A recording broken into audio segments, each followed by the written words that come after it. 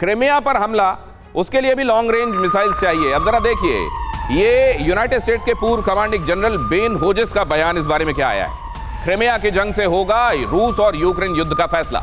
क्रिमिया पर रूसी कब्जे तक यूक्रेन सुरक्षित नहीं है, ये जो बात कही जा रही है। और कौन कह रहा है, ये भी बहुत ध्यान से देखिएगा। बेन होजेस इस बात को कह रहे हैं, क्रिमिया पर रूसी कब्जे तक यूक्रेन सुरक्षित नहीं है। मतलब ये लड़ाई तब तक जारी रखवाए रहना चाहते हैं ये, जब तक क्रिमिया तक बात ना पहुंचे। और क्रिमिया तक अगर बात पहुंची तो आप जानते हैं रशिया किसी सूरत में वो गवारा नहीं करेगा। इसलिए यूक्रेन को ये उस मुहाने पर ले जाना चाहते हैं जहां से अभी भी पॉइंट ऑफ नो रिटर्न में खड़ा हुआ है वो, लेकिन तब जब कहीं किसी तरीके की कोई सूरत ना बचे।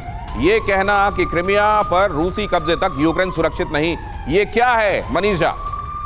देखिए, ये अमेरिकी एक्सपर्ट पता नहीं कभी ये क्रिमिया गए हैं या नहीं, क्योंकि मैं क्रिमिया कई दिन रहा हूं वहां पर, और मैंने रूस की ताकत क्रिमिया में देखी। ऑर्गेनिक फार्मिंग करेंगे तो सिर्फ आपकी ही सेहत ही नहीं, बल्कि आपके पैसों की सेहत भी अच्छी रहेगी।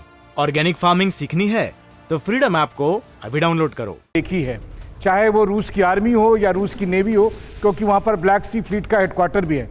आप ड्रोन के जरिए सबोटाज कर दें वो चलेगा, अलग मामला है वो। आप क्रिमिया ब्रिज पर ब्लास्ट कर दें वो फिर अगेन एक आतंकी हमला है। लेकिन चाहे खेरसान से हो, ओडेसा से हो या ब्लैक सी के किसी और हिस्से से हो, आप क्रिमिया पर अटैक करने के लिए सोचें और आप ये सोचें कि रूस से आप उसे वापस ले लें, तो मुझे लगता है उसके लिए अमेरिका को पूरी की पूरी अपनी फौज उतारनी पड़ेगी, क्योंकि यूक्रेन को जो अभी मदद दी जा रही है वो उस रूस की ताकत के 10% के बराबर भी नहीं है जो क्रिमिया में मौजूद है। जी, ये अगली अहम खबर देखिए जरा, क्रिमिया को लेकर यूक्रेन की रूस को सीधी चेतावनी।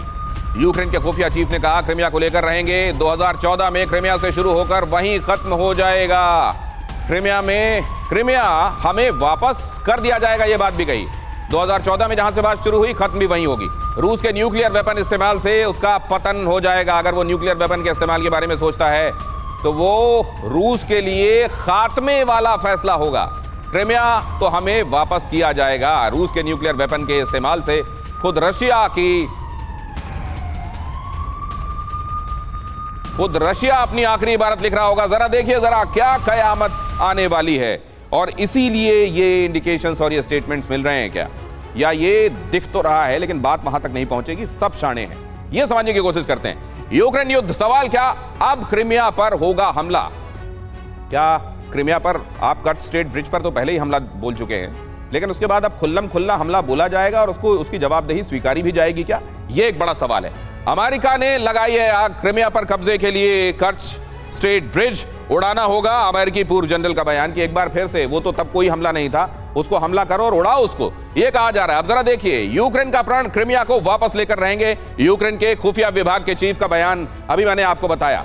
ये दोनों बातें, एक तरफ से आग लगाई जा रही है और उस आग में भड़कने के लिए, उस प्रोवोकेशन में आने के लिए तैयार भी है। असल में देखा जाए तो एक जो दलील है वो ये है कि ये क्रिमिया तो यूक्रेनियन टेरिटरी ही रहा जिसको 2014 में एनेक्स किया गया था।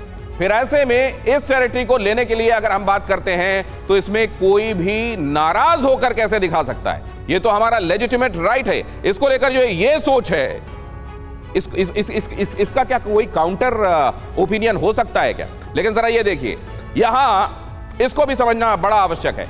कयामत आने वाली है क्या? क्रिमिया, ये आपको नीचे जो हिस्सा दिखाई दे रहा है, यूक्रेन आपको ये येलो कलर में जो ये मैप दिखाई दे रहा है, उसका निचला हिस्सा यहां जहां पे ब्लिंक कर रही है ये जगह, वहां क्रिमिया। और क्रिमिया के बगल में इधर आप ओडेसा देख रहे हैं। इस तरफ की कंट्रीज भी मैं आपको साथ में बता रहा हूं, रोमानिया, बुल्गारिया। नीचे आ जाएंगे आप ब्लैक सी, और उधर बीच में, रूस के बीच में, और इधर जो समुद्र का हिस्सा दिखाई दे रहा है, सी ऑफ अजोव।